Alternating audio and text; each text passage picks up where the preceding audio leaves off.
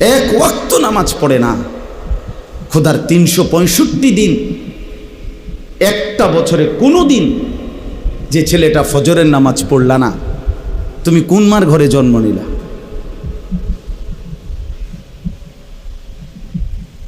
তুমি কোন বাপের ঘরে জন্ম নিলা? তোমার মায়ের 2 বছরের দুধের হক কি আদায় করল? মুসলমানের বাচ্চা এত বড় গাদ্দার হয় কেমনে বেটা?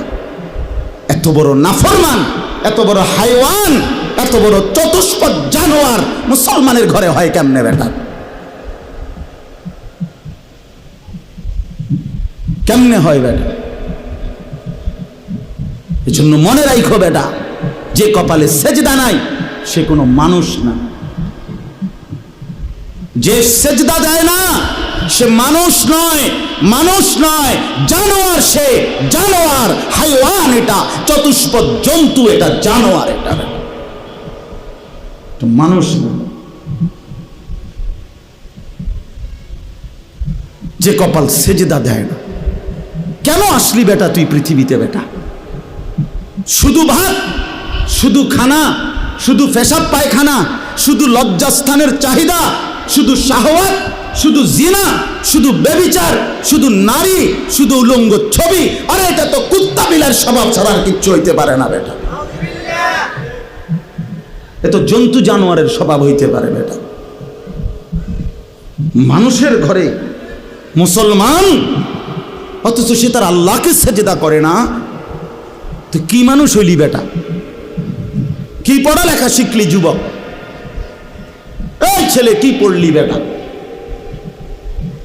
কার জমিনে বড় হইলি?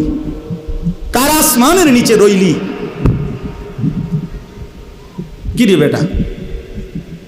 আমরা চেহারা চিনি না? এখানে দাঁড় করাই এখন বেনামাজি। চেহারা দেখলেই তো চিনা যায়। বেনামাজির চেহারার মধ্যে তো কোনো দয়া মায়া থাকে না। বেনামাজির চেহারা তো নির্লজ্জ, বেহায়া, বেশরম, পাষাণ, দয়া মায়াহীন, এমন মনে হয়।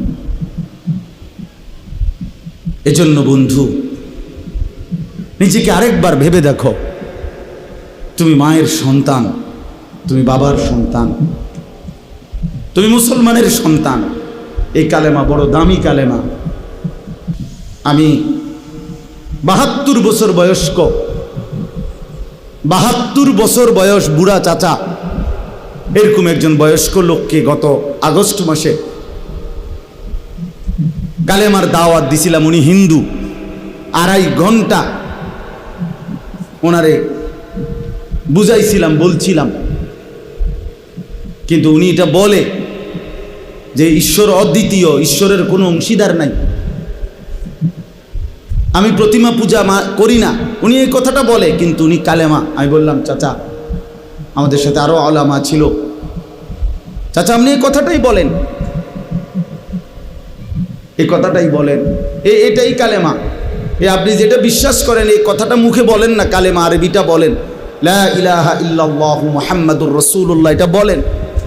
কত অনুরোধ করলাম, কামসি পর্যন্ত, বিশ্বাস করেন চাচার মুখ দিয়ে এই কথাটা বাইর করতে পারলাম না।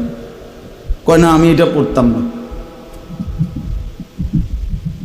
তখন আমি আমার সাথীদেরকে বললাম, হ্যাঁ এবার 72 বছর বয়স্ক একজন মুরব্বী, 72টা বছর জীবন পার হয়ে গেছে, অথচ তার জবান দিয়ে একটাবার কালেমা উচ্চারণ করল না। আর আল্লাহ তাআলা সেই কালেমা আমাদেরকে কত হাজারবার বলার তৌফিক দিছে। কত বড় নিয়ামত, কত বড় সৌভাগ্য যে আমি এক মুসলমান মায়ের ঘরে জন্ম নিছি, আমি এক মুসলমান বাবার ঘরে জন্ম নিছি। আমাদের কি যোগ্যতা ছিল? আমাদের কোনো যোগ্যতা ছিল এখানে? শুধুই কার দয়া? এত বড় দয়া যে আল্লাহ করলেন, এত বড় মায়া যে আল্লাহ করলেন, নিজে আল্লাহ পছন্দ করে আমারে ঈমান দিলেন, ঈমানদারের ঘরে জন্ম দিলেন, মুসলমানের পরিচয়টুকু দিলেন, মুমিনের পরিচয়টুকু দিলেন। সেই আমি কেমনে আল্লাহর নাফরমানি করি? রাসূলুল্লাহ সাল্লাল্লাহু আলাইহি ওয়াসাল্লাম তিনি বলছেন যে আমি আসার পরে যদি আজ মুসা নবী জীবিত থাকতো, ঈসা নবী জীবিত থাকতো, নবীজি বলেন তারা দুইজনেও আমি মুহাম্মদের অনুসরণ করা ছাড়া তাদের কোনো উপায় থাকতো না। গোটা পৃথিবীতে আল্লাহ নবী সাল্লাল্লাহু আলাইহি সাল্লাম পরিষ্কার বলছেন আমার আবির্ভাবের পরে আর পৃথিবীর কোনো ধর্ম নাই, ধর্ম শুধু একটাই, আমার মাধ্যমে আল্লাহ তাআলা ইসলামের নাম হিসাবে যেই কালেমা, যেই ধর্ম, যেই বিধান আল্লাহ দিয়েছেন আগামীর ইসরাফিলের ফু পর্যন্ত এটাই বিধান, এটাই কালেমা, এটাই ঈমান, এটাই পরিচয়, এটাই জান্নাত লাভের একমাত্র রাস্তা। তো সেই পরিচয়টা আল্লাহ আমাদেরকে দিয়েছেন। আলহামদুলিল্লাহ আমরা নিজেদেরকে মুসলমান বলি ভাইয়া, তো তুমি আমি মুসলমান বলো, ভোটার আইডি কার্ডের মধ্যে, জন্ম নিবন্ধন সনদে, পাসপোর্টে, সব জায়গায় আমরা নিজেদেরকে মুসলমান পরিচয় দেই, আমাদের ধর্ম ইসলাম আমরা লেখি, তা আমরা কেন সেজদা করব না? আমরা কেন নামাজ পড়ব না ভাইয়া? আমরা কেন রাসূলুল্লাহ সাল্লাল্লাহু আলাইহি সাল্লামের সুন্নাতের অনুসরণ করব না কেন? এর চাইতে বড় দুর্ভাগ্য আর কি? অনেক ছেলে, এই জন্য অনেক যুবক ভাই সবার কাছে অনুরোধ করলাম ভাইয়া, আমার হাত জোর করা অনুরোধ, সেজদা করো, নামাজ পড়ো। সেজদা না করলে কোরআন শরীফে আছে সেজদা যদি না করে তো ইবলিস তার পরিচয় 1 ঘন্টা আগেও তারে কোনো ইবলিস কইতো না, শয়তান বলতো না, তার নাম ছিল মুআল্লিমুল মালাইকা। এই যারে এখন ইবলিস বলে তার আগে পরিচয় ছিল সে ছিল ফেরেশতাদের শিক্ষক, সে ছিল জিন, কোরআন শরীফে আছে, সে ছিল ফেরেশতাদের টিচার। কিন্তু যখনই একটা সেজদা করে নাই, আদম আলাইহিস সালামকে সেজদা করতে বলছে আল্লাহ, তো কয়টা সেজদা করে নাই? একটা সেজদা না করার কারণে তার পরিচয় হয়ে গেল পরবর্তী মিনিট থেকে শয়তান। তাহলে এই জন্য শয়তানকে কেন শয়তান বলা হইল? সেজদা না করার কারণে। কথা বলেন না কেন? এই জন্য সেজদা না করলে শয়তান হয়, ইবলিস হয়, মরদুদ হয়, অভিশপ্ত, মালউন, লানতের যোগ্য, রাজিম, ঘৃণিত। এই জন্য ভাইয়া তুমি কোনোভাবে দামি হইতে পারবা না, দামি হইতে পারবা না। সেজদাবিহীন দামি হয় না। দুনিয়া তুমি আল্লাহর নাফরমানি করে যা ভোগ করতেছ, আলহামদুলিল্লাহ আমরাও আল্লাহর হুকুম মাইনা দুনিয়া তা ভোগ করতেছি। এই বাজার, ব্যবসা, দোয়ান, ভাত, মাছ, চাল, ডাল, বউ, বাচ্চা, স্ত্রী, সন্তান, সংসার, ফাঙ্গাস, তেলাপিয়া, ধন্যভাতা, কাঁচামরিচ, ফার্মের মুরগা, কক মুরগা, খাট, পালং, সোফা, ফার্নিচার, ফ্রিজ, এসি, হ্যাঁ, টাইলস, এটা আমরা যারা সেজদা দেই এটি আমরার কাছে আছে।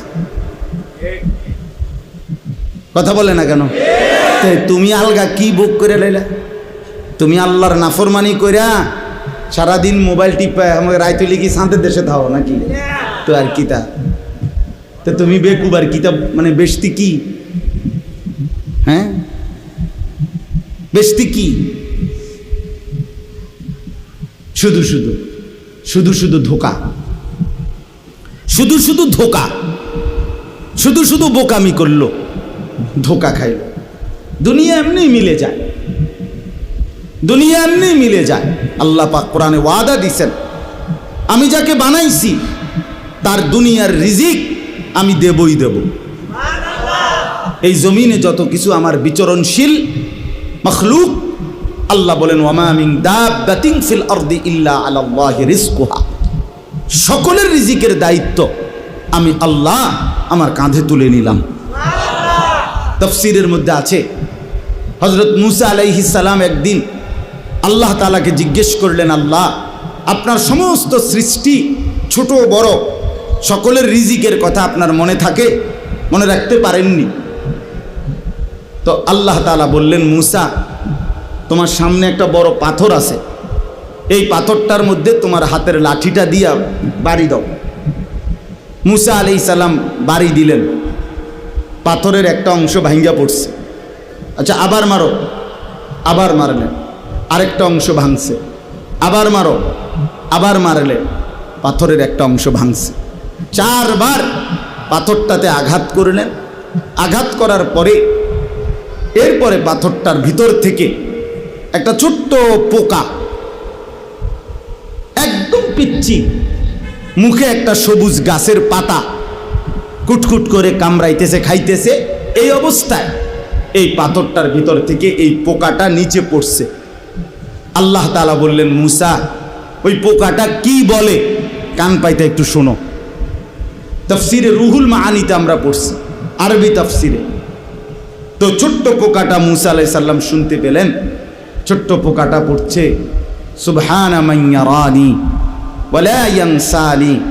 আমি আমার সেই মাওলার প্রশংসা করছি যিনি আমাকে প্রতিনিয়ত দেখছেন, আমাকে একবারও ভুলেন নাই। তো মুসা আলাইহিস সালাম বুঝলেন আল্লাহ তাআলা এতটা পাথরের ভিতরে এই ছোট্ট পোকার মুখে সবুজ গাছের পাতা যিনি পৌঁছাইতে পারেন, তিনি তার গোটা সৃষ্টির রিজিক ঠিকই পৌঁছাইতে পারেন। এই জন্য বন্ধু আমার, বাপ আমার, সবার কাছে অনুরোধ করছি, আমি শক্ত কথা বলছি, রাগ হইয়েন না, বিবেক জাগাবার জন্য বলছি, ঝগড়ার জন্য বলি নাই। কেন আমরা নামাজ পড়ব না? কেন নামাজ পড়ব না? রাসূলুল্লাহ সাল্লাল্লাহু আলাইহি সাল্লামের ভালোবাসার দাবি, মহব্বতের দাবি এটা, আল্লাহকে সিজদা করা। রাসূলুল্লাহ সাল্লাল্লাহু আলাইহি ওয়াসাল্লাম ইন্তেকালের পূর্ব মুহূর্তে আম্মাজান আয়েশা রাদিয়াল্লাহু তাআলা আনহাকে ওনার বুকের মধ্যে মাথা রাখা অবস্থায় নবীজি ইন্তেকাল করছিলেন। এই ইন্তেকালের পূর্ব মুহূর্তে হযরত জিবরাইল এবং আজরাইল দুইজন ফেরেশতাকে সামনে রেখে আল্লাহ নবী সাল্লাল্লাহু আলাইহি ওয়াসাল্লাম আম্মাজান আয়েশাকে বলছিলেন, আয়েশা আমি চলে যাচ্ছি আমার মালিকের কাছে, যাওয়ার আগে তোমার মাধ্যমে আমার উম্মতের জন্য আখিরি নসিহত, আমার উম্মতের জন্য আমার শেষ কথা, আসসালাত আসসালাত আসসালাত। আমার উম্মতকে বইল নামাজ ঠিক রাখতে, নামাজ ঠিক রাখতে, নামাজ ঠিক। আমার বাপ, কোনো বাবা যদি মৃত্যুর পূর্বে কিছু ওসিয়ত করে, সন্তান যত পাষাণই হোক না কেন, সে তার মৃত্যু পথযাত্রী বাবার ওসিয়ত পালন করে।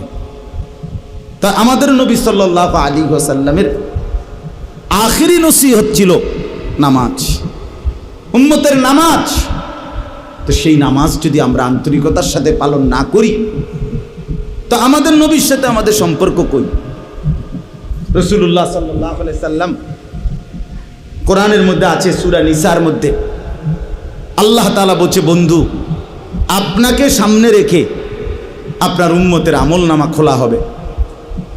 তো নবীজি সাল্লাল্লাহু আলাইহি সাল্লামের সামনে যখন আমলনামা উম্মতের খুলবে, তা আল্লাহ নবী সাল্লাল্লাহু আলাইহি সাল্লাম যখন দেখবে আমলনামায় পৃষ্ঠার পর পৃষ্ঠা, পৃষ্ঠার পর পৃষ্ঠা, এক ওয়াক্ত নামাজ নাই, ফজরের নামাজ নাই, 10 বছর, 5 বছর, 3 বছর, রাসূলুল্লাহ সাল্লাল্লাহু আলাইহি সাল্লাম বলবেন, হায় উম্মত, আমি শেষবারের মতো বলে গেছিলাম, আমার শেষ ওসিয়তটা ছিল নামাজ। তুই উম্মত আমার শেষ কথাটাও, আমার মৃত্যু পথযাত্রার সময় কথাটাও পালন করলি না। এই কি আমলনামা নিয়ে আসলি? আমি কেমনে আমার আল্লাহর কাছে সুপারিশ করব? নবী সাল্লাল্লাহু আলাইহি সাল্লামের সুপারিশ এটা মামুর বাড়ি না, হাউজে কাউসারের পানি সস্তা দরের কোনো পানি না যা আপনি চাইবেন আর দিয়ে দিবে। না না বাপ, বিষয়টা এমন না। আপনি ভালো আলেম থেকে জিজ্ঞাসা করে নিয়েন। সুপারিশ এটা আপনার মামুর বাড়ির আবদার না। কাকে সুপারিশ করবেন তা আল্লাহর পক্ষ থেকে নির্ধারিত করা আছে। কাকে হাউজে কাউসারের পানি পান করাবেন তাও আল্লাহ তাআলার পক্ষ থেকে নির্ধারিত করা আছে, নির্ধারিত করা আছে। এই জন্য এটাকে একবার ছোট্টখাট্ট খামখেয়ালি মনে করলে হইতো না। এই জন্য আপনি এই আমল নামা কেমনে দেখাইবেন? যুবক ভাই, তুমি তোমার এই নওজোয়ান কালের এই আমল নামাটা কেমনে দেখাইবা যে একটা সেজদাও নাই, ফজর জোহর আসর মাগরিব এশা নাই? এমন হইল কেন? এই জন্য আমরা যারা রাসূলুল্লাহ সাল্লাল্লাহু আলাইহি সাল্লামকে ভালোবাসি, আমাদের দায়িত্ব এটা 5 ওয়াক্ত নামাজ পড়া। কি পড়া বলেন? এটা পড়তেই হবে, পড়তেই হবে, এটা পড়তেই হবে। কোরআন এবং সুন্নাহর মধ্যে অসংখ্য প্রমাণ আছে যেখান থেকে আল্লাহ এবং তার রাসূল নামাজের গুরুত্ব বারবার বারবার বলেছেন। আল্লাহ আমাদেরকে বুঝার তৌফিক দান করেন। আমাদের নবী সাল্লাল্লাহু আলাইহি সাল্লাম সারা আলমের জন্য নবী, সারা কায়নাতের নবী। তা এত বড় শ্রেষ্ঠতম নবী পেয়ে আমরা যদি তাকে মূল্যায়ন না করি, তার কথা পালন না করি, তা এর চাইতে উত্তম আর কে হবে? এর চাইতে উত্তম আর কে আসবে আমাদেরকে বুঝাবার জন্য? নবীজির চাইতে উত্তম আর কে আসবে? কেউ আসবে না। সর্বশ্রেষ্ঠ ব্যক্তি, সর্বশ্রেষ্ঠ ব্যক্তি আল্লাহ তাআলা আমাদের জন্য দান করেছেন। কোরআনুল কারীমের মধ্যে আছে, আল্লাহ তাআলা বলেন, লাকাদ মান্নাল্লাহু আলাল মুমিনিনা ইয বাআসা ফীহিম রাসূলাম মিন আনফুসিহিম। আল্লাহ তাআলা বলেন যে হে মুমিনগণ, আমি আল্লাহ তোমাদের উপরে সবচেয়ে বড় যে দয়া করেছি সেটা হলো আমার রাসূল তোমাদের জন্য পাঠিয়ে দিয়েছি। এই পৃথিবীর সব কিছু আমার নিয়ামত, কিন্তু এগুলো আমি সবাইকে দিছি, কিন্তু আখিরি বন্ধু, আমার আখিরি বন্ধু, আমার শ্রেষ্ঠতম রাসূল, আমার কলিজার টুকরা আমি তোমাদেরকে দিয়ে দিছি, তোমাদের জন্য পাঠাইছি। আল্লাহ তার খাজানার সবচেয়ে বড় সম্পদ আল্লাহ তাআলা দান করছেন আমাদেরকে, দান করছেন আমাদের। এই জন্য দয়া করে আমরা যেন কদর করি। এই আয়াতের তরজমা শুনেন। নবী সাল্লাল্লাহু আলাইহি সাল্লামকে আল্লাহ তাআলা বলেন, কুল, হে নবী আপনি বলুন, ইয়া আইয়ুহান নাস, হে সমস্ত মানুষ, সারা পৃথিবীর মানুষকে আল্লাহ তাআলা ডাক দিতে বলছে। হে নবী আপনি বলেন, হে লোক সকল, হে জগতের সমস্ত মানুষ, শোনো তোমরা, ইন্নী রাসূলুল্লাহি ইলাইকুম জামিআ, নিশ্চয়ই আমি আল্লাহর রাসূল, ইলাইকুম জামিআ, তোমাদের সকলের জন্য, সারা পৃথিবীর বিশ্ব মানবতার জন্যে আমি হলাম আল্লাহর রাসূল।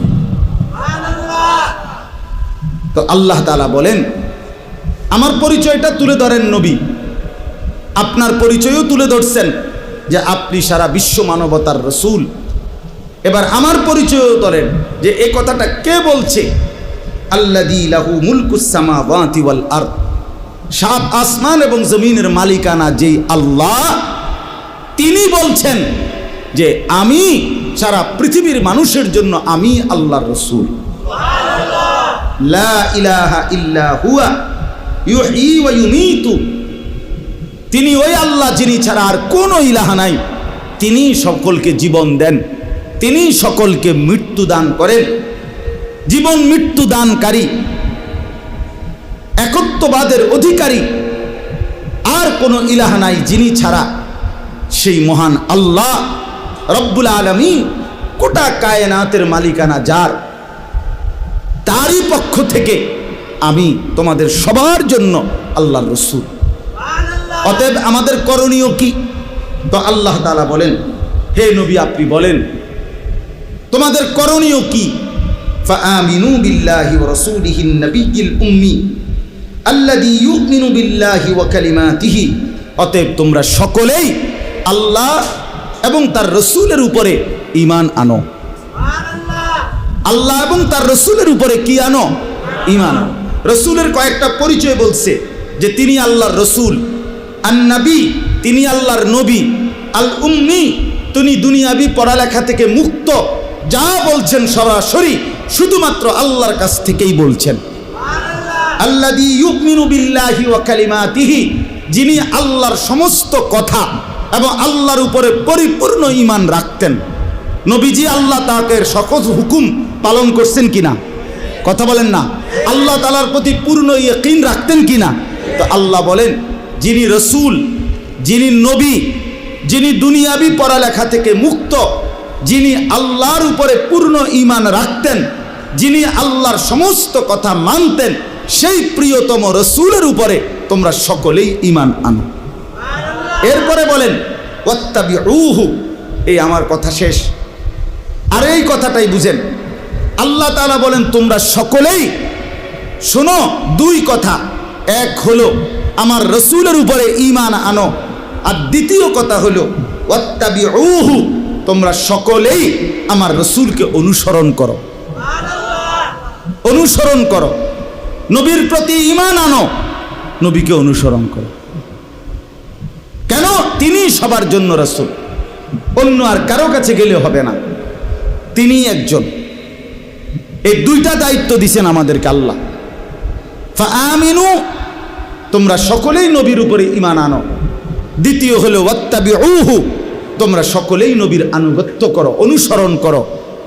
লাভ কি হবে?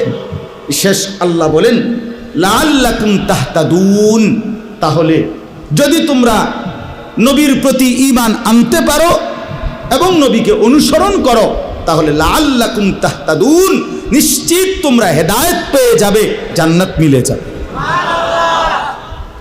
এবার আপনারা 5টা মিনিট শুধু এই দুইটা কথা আপনারা ভাবেন। আমাদের নবী সাল্লাল্লাহু আলাইহি সাল্লামের প্রতি আমাদের দায়িত্ব আল্লাহ তাআলা এই আয়াতে দুইটা বলছে। এক, সর্বান্তকরণে নবী সাল্লাল্লাহু আলাইহি সাল্লামকে মেনে নেওয়া, তিনি যা বলছেন তাই ঠিক। কথা বোঝেন নাই? এখানে কোনো যুক্তি, কোনো পরামর্শ, কোনো দিক নির্দেশনা, কোনো মতামত, কোনো অভিযোগ, কোনো আপত্তি কিচ্ছু নেই, তাইলে ঈমান থাকবে না। নবীজি সাল্লাল্লাহু আলাইহি সাল্লাম থেকে যা কিছু প্রমাণিত 23 বছরের, যদি এটা সঠিকভাবে বিশুদ্ধ দলিলের মাধ্যমে প্রমাণিত হয় যে এটা নবীজি বলছেন, নবীজি করছেন, নবীজি সমর্থন করেছেন, কথা বোঝেন নাই, তাহলে আমাদের দায়িত্ব একটাই, এটা মেনে নাও। এটা কি করা? এটা মেনে নাও। এখানে কোনো এশকাল করা যাবে না, কোনো কিছু না, কোনো আনা বর্তমান যুগে, বর্তমান অবস্থার প্রেক্ষাপটে ইত্যাদি ইত্যাদি না, কোনো কিছু না। কিয়ামত পর্যন্ত তিনি যা বলেছেন, তিনি যা করেছেন, তিনি যা সমর্থন করেছেন, তার উপরে ঈমান আনা, মেনে নেওয়া খোদার কসম আমাদের হেদায়েতের জন্য, আখিরাতের মুক্তির জন্য বাধ্যতামূলক। বাধ্যতামূলক। 2 নাম্বার হলো ওয়াত্তাবিউহু, নবী সাল্লাল্লাহু আলাইহি সাল্লামকেই একমাত্র অনুসরণ করা, তার 23 বছর পুরা মেনে নেওয়া, তার পুরা জিন্দেগি মেনে নেওয়া, আর তাকে অনুসরণ করা। হেদায়েতের জন্য এই 2 জিনিস জরুরি। এই জন্য বাপ একটা কথা বলি, আপনাদের কাছে ইনসাফের সাথে মনে রাখেন, বাস্তব কথা হলো এটা, নিজের বিবেককে ধোঁকা দিয়েন না, নিজের আখিরাত বরবাদ করেন না। আমি আপনাদের কাছে অনুরোধ করি, আমরা দলাদলি ঠেলা ঠেলি না। ইনসাফের কথা হলো, আসলে কোরআনুল কারীমের মধ্যে অসংখ্যবার আল্লাহ তাআলা এই কথাটা বলছেন যে বন্ধুকে অনুসরণ করো, অনুসরণ করো। ফাত্তাবিউহু আল্লাযীনা ইয়াত্তাবিউনাল রাসূলান নাবিয়্যাল উম্মি লাকাদ কানা লাকুম ফি রাসূলিল্লাহি উসওয়াতুন হাসানা ওয়া ইন্নাকা লাআলা খুলুকিন আযীম মা আতাকুমুর রাসূলু ফাখুযু। বারবার বারবার বারবার বারবার বারবার বারবার একটা কথা আল্লাহ বারবার বলছে, আমার বন্ধুকে অনুসরণ করো, আমার বন্ধুকে অনুসরণ করো, আমার বন্ধুকে অনুসরণ করো। নবীজি নিজে বলছেন, তোমাদের মনের চাহিদার বিপরীতে যতক্ষণ পর্যন্ত তোমরা আমাকে অনুসরণ না করবে, ততক্ষণ তোমরা পূর্ণ মুমিন হইতে পারবে না। নবীজি বলছে, তোমরা আমার সুন্নাতকে আঁকড়িয়ে ধরো, তোমরা মাড়ির দাঁত দিয়ে আমার সুন্নতকে ধরো। বিশ্বাস করেন, এই শেষ কথাটা বুঝেন। এভাবে বহুভাবে আল্লাহ তাআলা নবীজির জবান দিয়ে শুনাইছেন, নবীজি আমাদেরকে শুনাইছেন নবীজিকে অনুসরণ করতে। অনুসরণ অনুসরণ অনুসরণ অনুসরণ, ইত্তেবা। অতএব একজন মুসলমানের রাসূলুল্লাহ সাল্লাল্লাহু আলাইহি সাল্লামের প্রতি ভালোবাসা, ইশক, মহব্বত, নবীর প্রেম, নবীর ভালোবাসা প্রমাণিত হবে। ইনসাফের কথা হলো এটাই, অনুসরণের মাধ্যমে। বিশ্বাস করেন, অনুসরণবিহীন ভালোবাসা হয় না, ভালোবাসা হয় না। ওই ভালোবাসা আখিরাতে টিকবে না, বিশ্বাস করেন। আল্লাহর দোহাই বললাম, শুধুমাত্র লাফালাফি ফালাফালি করলে, শুধুমাত্র ঢাক ঢোল বাজাইলে, শুধুমাত্র সই হুল্লুর হাঙ্গামা করলে, শুধুমাত্র বিভিন্ন আইটেম মুখরোচক মজাদার খাবার খাইলে রাসূলুল্লাহ সাল্লাল্লাহু আলাইহি সাল্লামের অনুসরণ, সুন্নাতের ইত্তেবা, নবীজির পদাঙ্ক অনুসরণ, এটা যদি আপনার আমার মধ্যে না থাকে, বিশ্বাস করেন হাসরের ময়দানে এই ভালোবাসা টিকবে না। দুনিয়া মিলে যাবে, আখিরাত মিলবে না, পরকাল মিলবে না। এই জন্য আজকে এই কথাটাই বললাম। এখানে আল্লাহ তাআলা বললেন যে তোমাদের দুইটা দায়িত্ব, তোমরা আমার বন্ধুর প্রতি ঈমান আনবা, ওয়াত্তাবিউহু, এবং তাকে অনুসরণ করো, অনুসরণ করো। আজকে আফসোসের বিষয় হলো আমরা এই কথাটাই বুঝাইতে পারি না যে রাসূলুল্লাহ সাল্লাল্লাহু আলাইহি সাল্লামের সুন্নাতের অনুসরণের মাধ্যমে নবীজিকে ভালোবাসতে হয়। আপনি বছরের পর বছর কোনো দিন মেসওয়াক করলেন না, অথচ নবীজি মৃত্যু পর্যন্ত, কসম আল্লাহ, বুখারী শরীফের হাদিস, নবীজি ইন্তেকালের মুহূর্তে শেষ যখন দুনিয়া থেকে বিদায় নিবে, সেদিনও নবীজির হাতে, নবীজির আখিরি আমল ছিল নবীজি মিসওয়াক করছেন। আম্মা জান আয়েশা রাদিয়াল্লাহু তাআলা আনহা বলছেন, আমি নিজে মেসওয়াক চাবাইয়া দিছি নরম করে। নবীজি আস্তে আস্তে মেসওয়াক করছেন, এর কিছুক্ষণের মধ্যেই আল্লাহ তাআলার সান্নিধ্যে চলে গেছেন। তাইলে আপনি কোনোদিনও মেসওয়াক করলেন না, টুথপেস্ট, ব্রাশ আপনার কোনোদিন মিস হলো না, আপনি ব্রাশ করতে ভুললেন না, মিসওয়াক করতে মনে পড়লো না, আপনি দস্তরখান বিছাইতে মনে পড়লো না, ডাইনিং টেবিল ভুললেন না, আপনি ঘরে ঢুকতে, বের হইতে, টয়লেটে, বাথরুমে, গোসলে, আপনার খাদ্য পানীয়, আহার, নিদ্রায় নবীজির সুন্নাতের কথা আপনার মনেই পড়ে না, আপনি পালনই করেন না। তাইলে বাবা এটা কেমনে আল্লাহ রসুলের ভালোবাসা হয়? আমি বুঝি না, আমরা বুঝি না বাপ। আমরা কত গালি শুনি, এরপরও আমরা বলি যে এটাই। তুমি আমগরে যাই বলো ভাই, ওয়াহাবি না শুধু, তুমি যদি ওয়াহাবির আব্বাও কও, তুমি যদি কও যে ওয়াহাবির দাদা, ওয়াহাবির শাস্তো ভাই, জ্যাঠতো ভাই, হুয়াতো ভাই, খালতো ভাই, তালতো ভাই, তাও কোনো সমস্যা নাই। আরও কোনো গালি থাকলে দিতে পারো, কোনো সমস্যা নাই।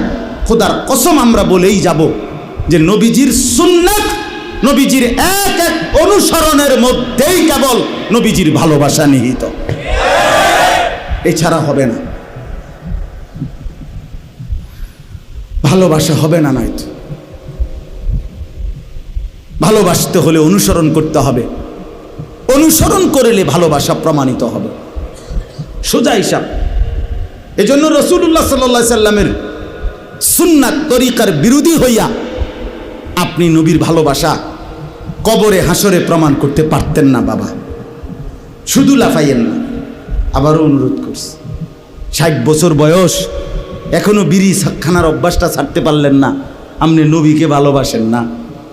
আমরা বুঝি না, আমরা চিড়া খাই, আমরা বন দিয়া চা দিয়া ভিজাই খাই, হ্যাঁ, আমরা ভাত খাই না, আমরা ভাত খাই না। আপনার ঘরে আজকে 30 বছর ধরে প্রতিদিন রঙিন টেলিভিশনে আপনার বউ বাচ্চা নর্তকীর ছবি দেখে, নাচ গান, নাটক, সিনেমা দেখে, আপনি নবীকে ভালোবাসেন? আমরা বুঝি না, হ্যাঁ, আমরা বুঝি না। আপনি কোনোদিন দস্তরখান বিছাইবার কথা কদ্দুর মনেও পড়ে না, আপনি আল্লাহর নবীকে ভালোবাসেন? আহা, ইনসাফ না এটা।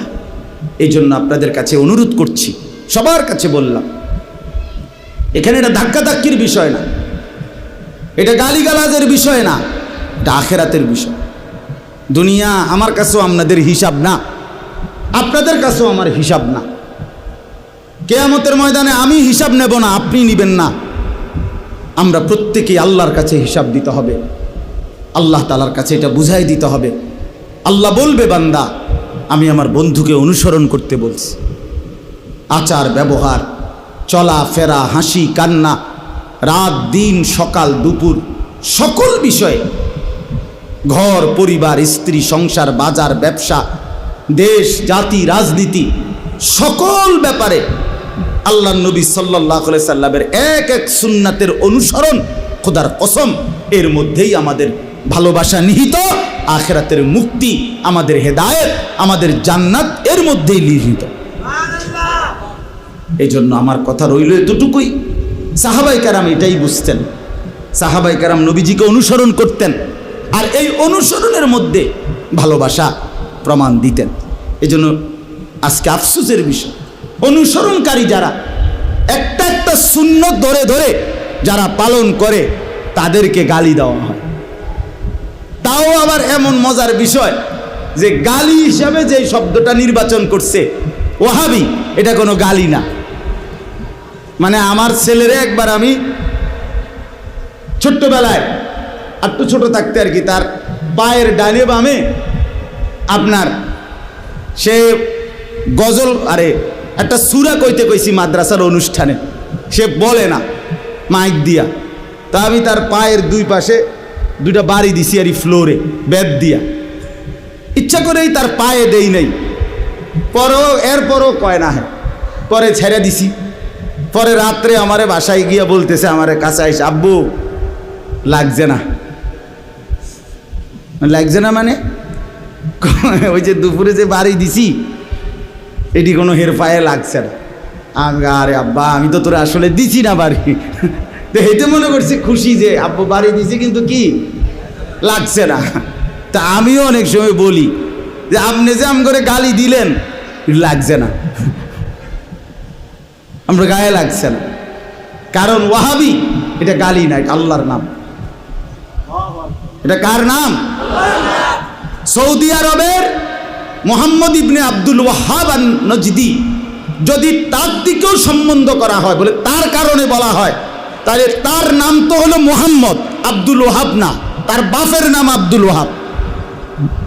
আকীদা নিয়ে যার লগে সমস্যা তার নাম হলো মোহাম্মদ।